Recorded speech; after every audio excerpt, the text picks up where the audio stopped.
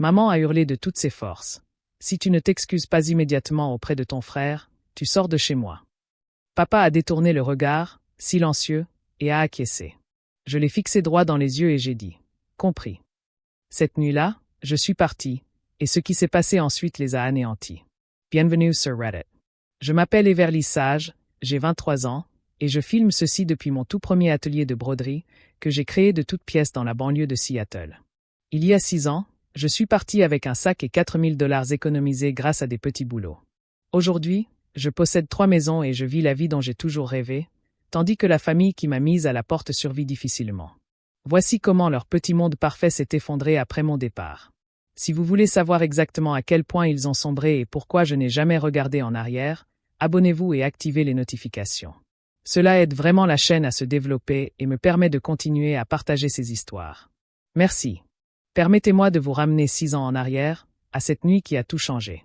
J'ai grandi dans une famille typique de la classe moyenne, en banlieue de Tacoma.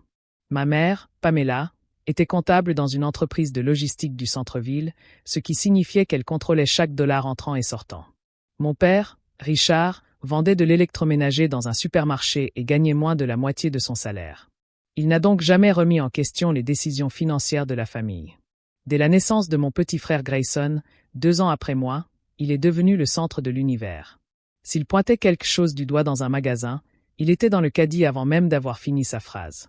Un nouvel iPhone chaque année, dès sa sortie. La dernière Xbox la semaine de son lancement. Des cours particuliers de basket 2 fois par semaine. À ses 16 ans, ma mère lui a fait la surprise d'une trottinette 50C flambant neuve, alors que l'âge légal était de 17 ans.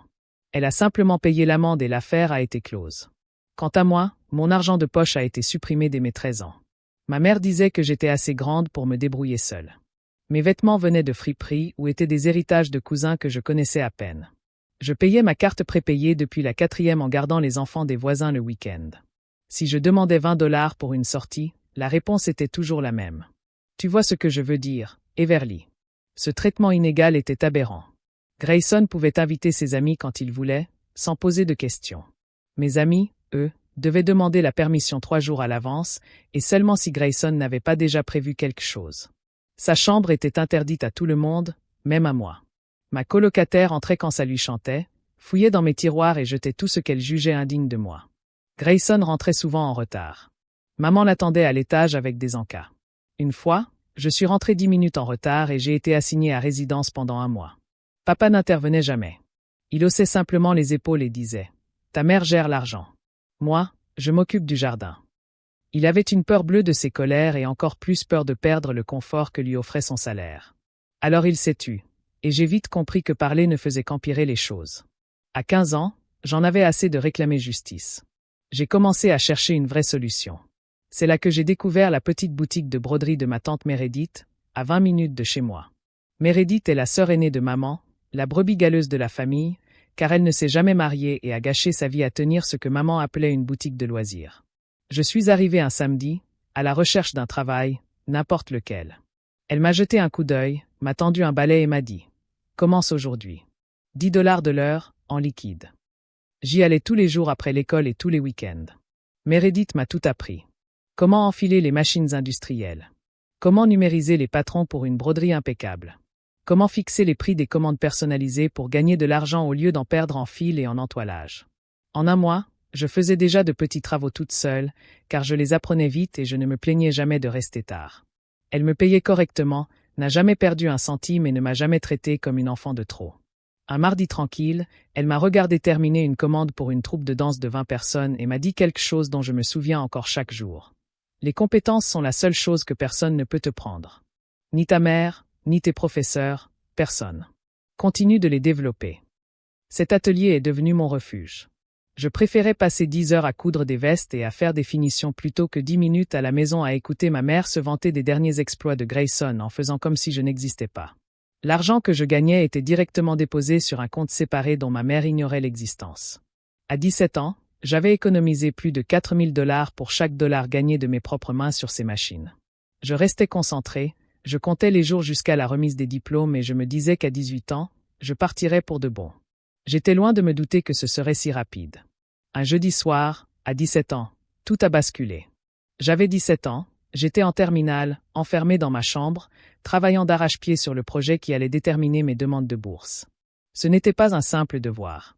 C'était le projet final de ma spécialisation en stylisme et broderie, comptant pour 40% de ma note finale, et celui qui devait absolument impressionner le jury.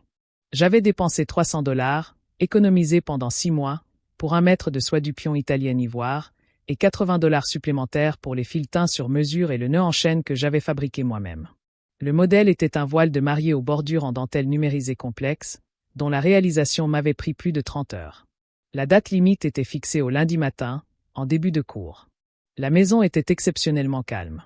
Maman était en bas, en train de gérer le budget. Papa était à son 2e emploi, à la fermeture du magasin d'électroménager, et Grayson faisait ses devoirs. J'avais installé la grosse machine industrielle sur la table pliante. La tension était réglée avec précision, le stabilisateur armé, tout était prêt pour les 6 dernières heures de travail. Soudain, ma porte s'ouvrit brusquement sans que je frappe. Grayson entra d'un pas décidé, vêtu de sa veste universitaire, alors qu'il n'était qu'en première année dans l'équipe junior. Il tenait son téléphone d'une main et un croquis à moitié terminé sur un bout de papier de l'autre. « J'ai besoin de la machine dans une demi-heure », dit-il en tendant déjà le bras vers le panneau de commande. « Non, absolument pas. Je suis en train de faire la dernière couture. Un faux mouvement et tout est fichu. Allez, Everly. Il y a 12 maillots pour l'équipe. Le coach a dit que si on a l'air professionnel demain, on est quasiment assuré d'avoir de nouveaux uniformes l'année prochaine. » Je répondis, « Non, utilise la petite machine du sous-sol. Attends lundi soir, quand j'aurai fini. » Ses yeux se plissèrent, comme toujours quand quelqu'un osait lui dire non. J'avais déjà vu ce regard se poser sur les professeurs, les entraîneurs, même sur ma mère, quand elle essayait rarement de le raisonner. Mais jamais avec une telle intensité sur moi. « Tu te crois spécial parce que tu cours après une bourse d'études à la con ?» sifflait-il. Il agissait toujours comme si mes petits projets de couture étaient plus importants que ceux des autres. Grayson, fiche le camp. Il ne bougea pas.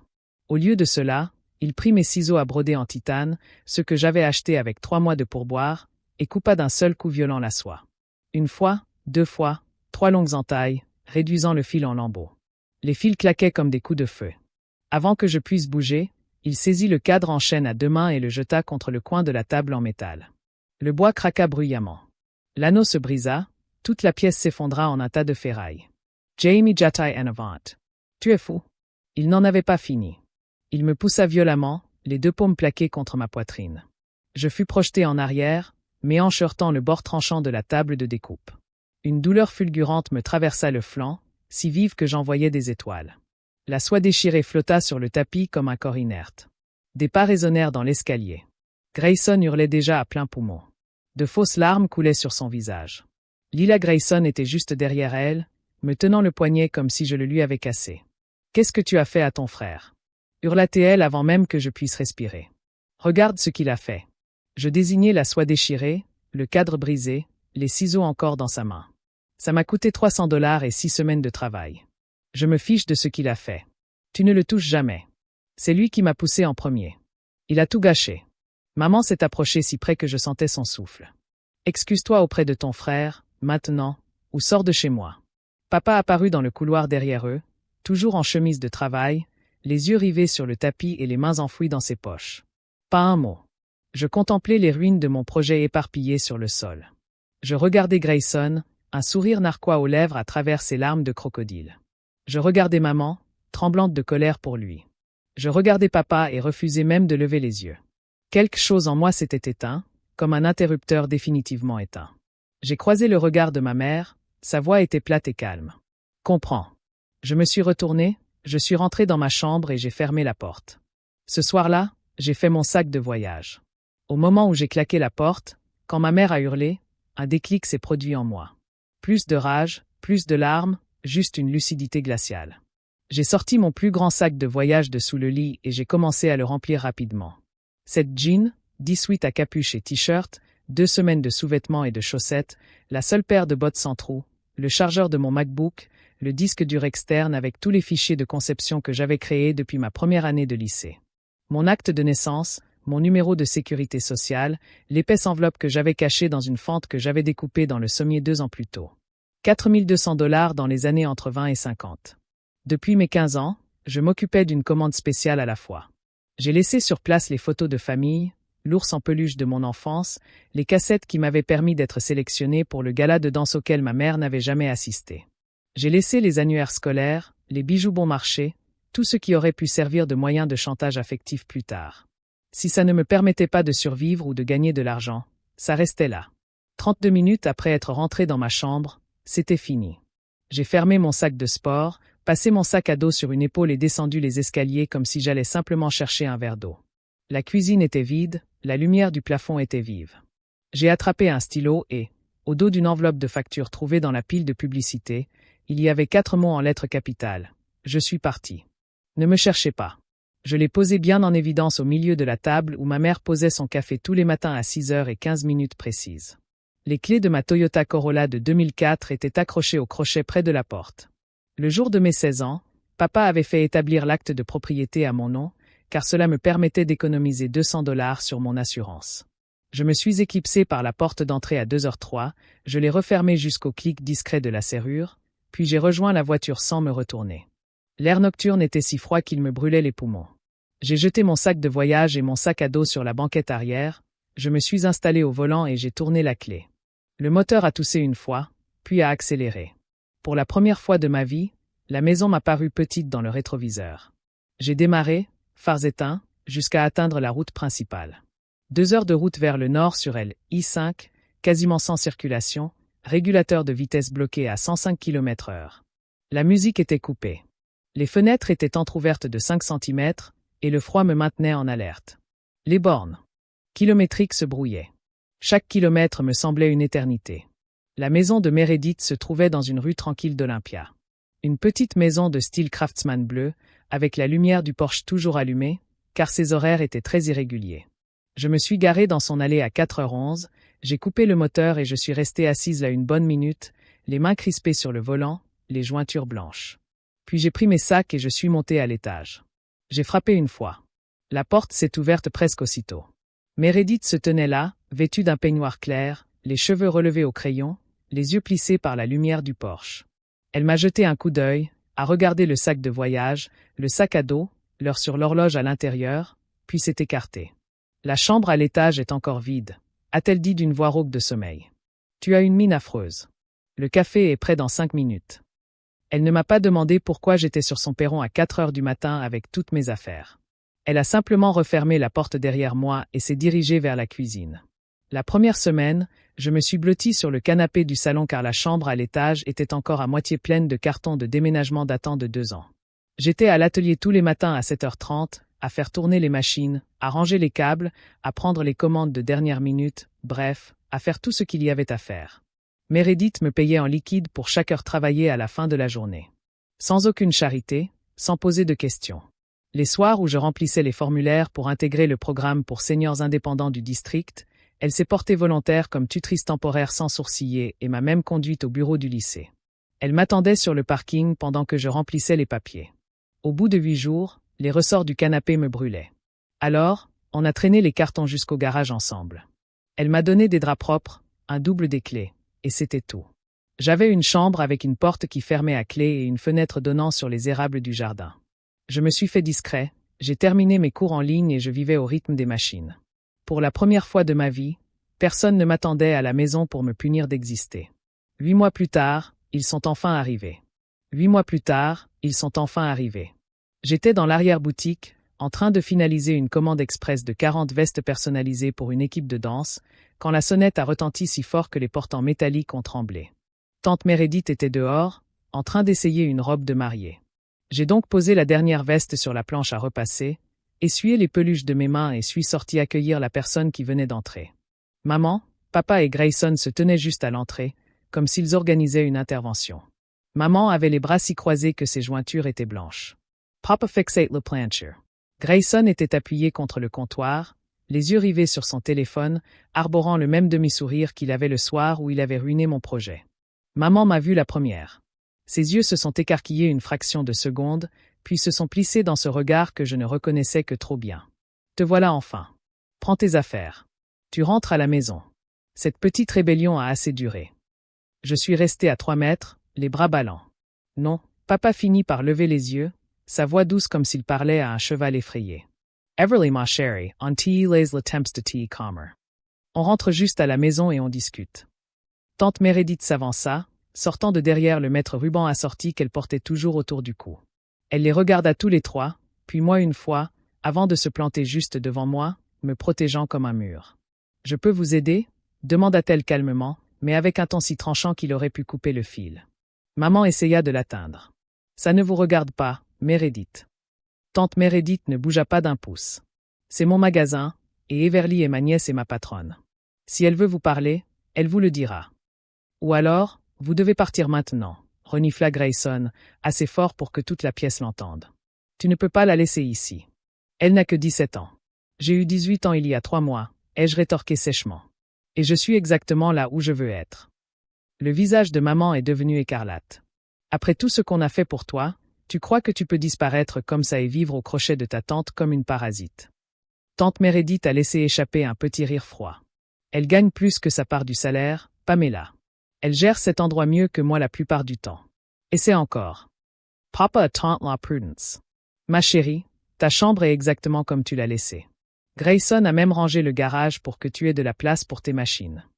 Grayson a levé les yeux au ciel, mais pour une fois, il est resté silencieux. J'ai regardé maman droit dans les yeux. Tu m'as dit de partir. Je suis parti. Point final. C'était dit sous le coup de la colère. Maman a sifflé. Tu es une enfant. Ta place est à la maison. Je ne suis plus une enfant, et je ne reviendrai pas. Maman fit un pas de plus, d'un geste agressif. Tante Meredith leva la main, présente à ses frères. Encore 1 centimètre et j'appelle la police pour intrusion. À vous de voir. Un silence de mort s'abattit sur le magasin. La future mariée, dans son coin, se trouva soudain fascinée par le nuancier. Papa posa une main douce sur le bras de maman. Pamela Allenswy. On réessayera quand tout le monde sera plus calme. Maman le repoussa violemment. Non, elle ne peut pas humilier cette famille comme ça. Je repris la parole, calmement et clairement. Ce n'est pas moi qui humilie, là. Grayson finit par lâcher. Peu importe. Reste ici à jouer avec tes petits jouets de couture jusqu'à la fin de tes jours. Le sourire de tante Meredith ne lui montait pas aux yeux. La porte est juste derrière toi. Utilise-la. Ils restèrent là 10 secondes, maman crachant du feu par le nez, papa fixant la sortie avec envie. Grayson était déjà à moitié dehors. Soudain, la sonnette retentit violemment et la porte claqua. Derrière nous. Tante Meredith ferma la porte à clé, ferma le panneau et se tourna vers moi. « Ça va, ma puce ?» J'acquiesçai d'un signe de tête. « Oui, tante Meredith. »« Ça va. » Elle me serra doucement l'épaule. « Sage fille. » Retour au travail, alors. 2 mois plus tard, je traversai la petite scène de l'auditorium du collège communautaire et reçus mon diplôme. J'avais terminé le programme en ligne 6 semaines plus tôt, faute de mieux à faire que mes devoirs et mon travail. Tante Meredith était assise au 3e rang, tenant une pancarte peinte à la main où l'on pouvait lire « Future patronne en paillettes ». Personne d'autre de mon ancienne vie ne se présenta. Je ne leur avais jamais donné la date. Le lendemain, tante Meredith glissa un nouveau trousseau de clés à l'accueil, accompagné d'une fiche de paie mise à jour. Titre officiel, responsable du studio, augmentation de 25%, et j'avais le dernier mot pour. Embauche de ma première employée à temps partiel. Cette année consécutive à maîtriser chaque machine sur le bout des doigts depuis mes 15 ans avait enfin porté leurs fruits. Quelque chose de concret, de personnel, quelque chose que personne ne pourrait plus jamais me prendre. 2 années passèrent à une vitesse folle. Ma tante Meredith et moi gérions l'atelier Olympia à plein régime lorsqu'une vidéo de 30 secondes, postée sur TikTok, où l'on me voyait coudre en temps réel un voile de cathédrale de 3 mètres de long en dentelle vénitienne numérisée à la main, fit un carton du jour au lendemain. 20 millions de vues en 4 jours, nos boîtes mail débordaient de futurs mariés de Californie à New York demandant des rendez-vous. La semaine suivante, nous embauchions 2 brodeuses à temps plein pour que les machines ne restent pas inactives. 6 mois plus tard, nous signions le bail d'un 2e local en centre-ville, 2 fois plus grand, avec d'immenses baies vitrées donnant sur la rue, de la place pour 6 machines industrielles et un véritable espace de création. Le jour de l'ouverture, il y avait la queue devant la porte. Les chaînes d'information locales étaient présentes pour l'inauguration. Ils m'ont tendu un micro et m'ont demandé ce que ça faisait d'être à la tête d'une entreprise à 20 ans. J'ai répondu que c'était la preuve que lorsqu'on croit en vous, on peut bâtir quelque chose d'inarrêtable. Cet extrait audio est devenu viral. 8 millions de vues supplémentaires. Le chiffre d'affaires a doublé, puis triplé. Nous avons embauché 2 brodeuses supplémentaires et un responsable de l'accueil. Ma tante Meredith m'a ajouté comme copropriétaire au bail et a commencé à me verser 30% des bénéfices nets chaque trimestre. J'ai remboursé la machine industrielle que j'avais financée, ouvert un compte d'épargne à haut rendement et, pour la première fois, j'avais de l'argent qui n'était pas destiné à la survie. À Tacoma, c'était tout le contraire. Grayson a mis sa petite amie enceinte à 17 ans. La réaction de sa mère était prévisible, une défense acharnée. Elle a épuisé leurs dernières économies pour louer un appartement au jeune couple, a acheté tous les articles de la liste de naissance et a payé les factures d'hôpital quand l'assurance a cessé de fonctionner. 6 mois après la naissance du bébé, sa petite amie est partie et n'est jamais revenue. Maman a simplement installé Grayson et le bébé dans la chambre d'amis et s'est occupée de tout. Le lait en poudre, les visites à domicile, le tout à crédit, car papa, qui travaillait à temps partiel dans un magasin d'électroménager, avait été contraint de passer à temps partiel suite à une restructuration. Papa a commencé à faire des petits boulots de nuit dans un entrepôt en plus de son emploi principal pour pouvoir payer l'hypothèque, mais ça n'a jamais marché. Les intérêts s'accumulaient. Les frais de retard s'accumulaient. Maman a commencé à appeler le studio une fois par semaine, puis 2, puis tous les jours. Tante Meredith a cessé de répondre après la 3e urgence, qui s'est avérée être un problème de frein sur le SUV d'occasion que maman lui avait acheté. Ensuite, mon portable s'est mis à sonner sans arrêt. Numéros inconnus, numéros masqués, nouveaux numéros à chaque fois. Le même discours, avec différents degrés de désespoir. Maman, le bébé a besoin de lait spécial. On a 200 cartes ce mois-ci. Papa, on déteste te demander, chérie, mais même un petit peu nous aiderait pour la facture d'électricité. Grayson, une fois à 3 heures du matin. Visiblement ivre. Vous vivez dans le luxe pendant que nous, on coule. Tu nous dois une fière chandelle. J'ai laissé les 3 premiers appels aller sur ma messagerie. J'ai écouté une fois, puis j'ai bloqué tous les numéros. Quand j'ai commencé à recevoir des SMS de numéros inconnus me demandant 3 cents, 5 cents, $1000, juste pour une fois, j'ai activé le mode « Ne pas déranger » pour les appels inconnus et je ne l'ai jamais désactivé. Un soir, après la fermeture, tante Meredith m'a vu supprimer 27 messages non lus. Elle nous a tous servi un verre de vin rouge bon marché et m'a dit « Tu ne leur dois rien, mon garçon. Tu te souviens pourquoi tu as démissionné ?»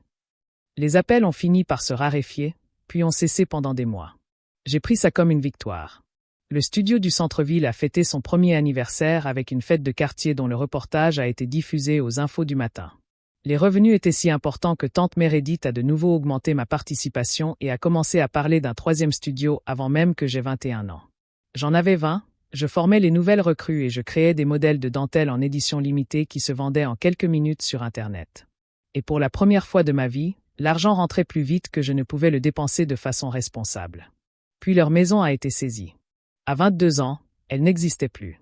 Les 2 studios tournaient comme sur des roulettes. 6 employés à temps plein gagnaient un salaire mensuel à 5 chiffres, et la liste d'attente pour les robes de mariée était complète 18 mois à l'avance. Tante Meredith et moi avons finalisé l'achat d'un petit immeuble commercial à la périphérie du centre-ville d'Olympia. Nous l'avons entièrement rénové et y avons transféré le studio d'origine. Nous avons ajouté une salle d'atelier dédiée pouvant accueillir 12 personnes et avons commencé à proposer des cours payants.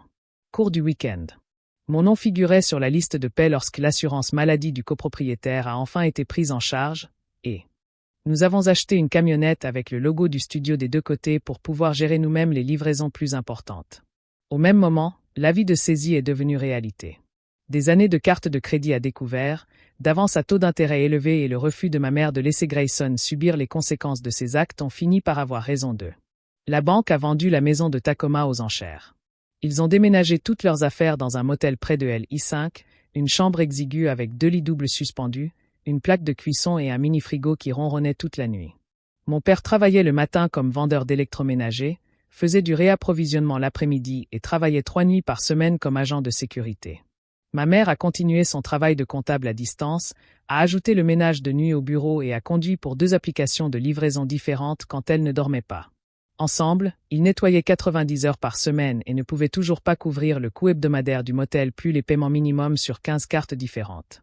Grayson a tenu bon dans cette chambre pendant 6 mois. Puis un mardi, pendant que maman faisait le ménage, il a pris un simple sac à dos, a laissé le bébé avec un mot sur la commode et a disparu. Pas d'appel, pas de SMS, pas d'adresse. Maman est rentrée et a trouvé le bébé qui pleurait et le lit vide. Elle a signalé sa disparition, mais à 19 ans, il était majeur, et la police a classé l'affaire en moins de 48 heures. Des rumeurs circulaient dans la famille. Il vivait chez des amis à Portland, travaillait à temps partiel et faisait comme si les 2 dernières années n'avaient jamais existé. J'ai appris la saisie immobilière par ma tante Denise pendant le déjeuner. Elle répondait encore aux rares appels de maman, rongée par la culpabilité. J'ai entendu dire que Grayson avait été libéré sous caution grâce aux publications vagues d'un cousin sur les réseaux sociaux. Je n'ai pas appelé. Je n'ai pas envoyé de SMS. Je n'ai pas donné un sou. La même année, j'ai acheté ma première maison, un bungalow des années 1940 avec 2 chambres, à 8 minutes du nouveau bâtiment. Il était annoncé comme chantier de rénovation car la cuisine était d'origine et la toiture était à refaire. J'ai obtenu un prêt FHA à 3%. Un acompte de 12%, en fait moins que le prix d'un 2 pièces en centre-ville. Ma tante Meredith s'est portée garante pour faciliter les choses avec la banque, mais le contrat d'achat et le prêt hypothécaire étaient à mon seul nom. Je passais mes week-ends à arracher les vieilles moquettes, à rénover les parquets et à repeindre toutes les pièces moi-même. Ce n'était pas grand. Ce n'était pas luxueux, mais les clés étaient à moi, et personne ne pouvait me les prendre. C'est aussi à ce moment-là que Colton, simple client régulier de l'équipe, est devenu un véritable ami. Il entraînait une équipe de softball de compétition et apportait des maillots depuis des années. Un jeudi tranquille, il est resté après avoir passé commande et m'a proposé d'aller manger des hamburgers après la fermeture. J'ai dit oui. 6 mois plus tard, nous partagions nos week-ends entre chez moi et chez lui, cuisinant à tour de rôle, discutant des playlists et trouvant un rythme de vie paisible que je n'aurais jamais cru possible. Il ne s'est jamais plaint de la poussière de fil sur mes vêtements ni du fait que je travaillais parfois jusqu'à minuit sur un voile de roseau. Il appréciait que je sache réparer le plâtre et brancher des appareils électroniques. Une lumière allumée sans appeler personne. La vie était stable, paisible et entièrement sous mon contrôle. Il y a 3 mois, maman est venue seule. C'était un mardi après-midi tranquille au studio du centre-ville. Nous étions en pleine saison des mariages, l'endroit était donc calme. J'étais en train de numériser un nouveau monogramme quand la sonnette a retenti une seule fois, hésitante. J'ai pensé qu'il s'agissait d'une consultation sur place et j'ai continué à travailler. La voix de tante Meredith est redevenue basse et surprise. Pamela. Je me suis figé, l'aiguille encore dans ma main. Je l'ai posée, je suis sorti, et la voilà, plus petite que dans mon souvenir. Mes cheveux sont plus gris, je portais un manteau bon marché qui semblait provenir d'un rayon de solde. Pas de papa, pas de Grayson, juste maman debout au milieu de mon magasin, les yeux rouges et gonflés. Elle m'a vu, et les larmes ont immédiatement commencé à couler. Everly. Je n'ai pas bougé. Que fais-tu ici? Elle a fait un pas de plus, serrant la bandoulière de son sac à main. J'avais besoin de te voir pour m'excuser. Face à face. Tante Meredith a regardé, je l'ai regardé, les sourcils levés. J'ai hoché légèrement la tête. Elle a disparu dans le bureau et a fermé la porte. Maman continuait de parler, les mots jaillissant comme si elle les avait répétés 1000 fois. J'avais eu tort sur toute la ligne. La façon dont je t'ai traité. La façon dont j'amenais toujours Grace à la maison. La nuit où je t'ai dit de sortir. Je ne me le suis jamais pardonné. J'ai été une mère horrible. Je le vois maintenant. Je comprends comment j'ai tout gâché. S'il te plaît, Everly, pardonne-moi. Elle pleurait à chaudes larmes, les épaules tremblantes, la voix brisée à chaque mot. Les clients dans la salle d'attente faisaient semblant de lire le journal.